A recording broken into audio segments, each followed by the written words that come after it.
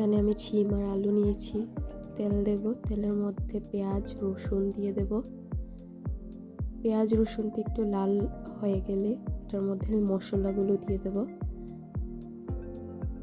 হলুদ, মরিচ, ধনে গুঁড়ো, জিরে গুঁড়ো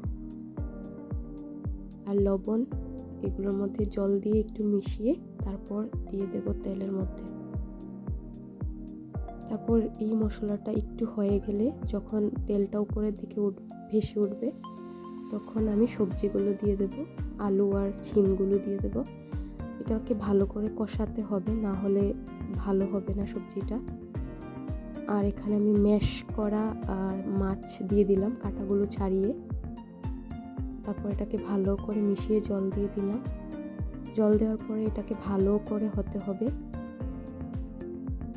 এই তো রেডি হয়ে গেল।